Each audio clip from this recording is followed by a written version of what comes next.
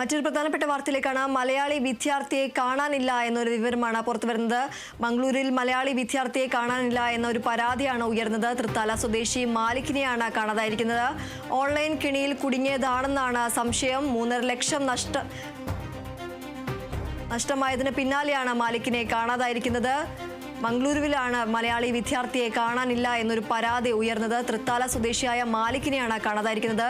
Online കെണിയിൽ കുടുങ്ങിയതാണ് എന്നാണ് ഉയരുന്ന സംശയം. 3.5 ലക്ഷം നഷ്ടമായതിന് പിന്നാലെയാണ് മാലിക്കിനെ കാണാതായിരിക്കുന്നത് എന്നാണ് പ്രാഥമിക വിവരം. മംഗളൂരുവിലാണ് മലയാളി വിദ്യാർത്ഥിയെ കാണാതാവുന്നത്.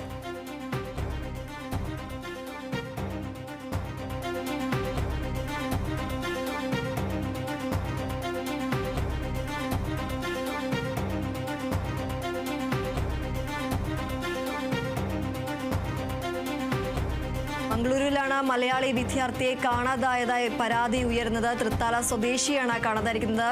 ഓൺലൈൻ കെണിയിൽ കുടുങ്ങിയതിന് ശേഷമാണ് ഇത്തരത്തിൽ കാണാതായിരിക്കുന്നത്. ഇതേ തുടർന്ന് 3.5 ലക്ഷം അടക്കം നഷ്ടമാകുന്ന ഒരു സാഹചര്യം ഉണ്ടായിരുന്നു.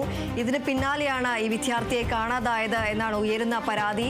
ഓൺലൈൻ കെണിയിൽ കുടുങ്ങിയതാണെന്നാണ് സംശയം ഉയരുന്നത്. 3.5 ലക്ഷമാണ് നഷ്ടമായത്. ഇതിന് പിന്നാലെയാണ് ഈ വിദ്യാർത്ഥിയെ കാണാതായിരിക്കുന്നത്. മംഗളൂരിലാണ് മലയാളി വിദ്യാർത്ഥിയെ കാണാതായതായി പരാതി ഉയർന്നത്. തൃത്താല സ്വദേശിയാണ് കാണാതായ മാലിക്.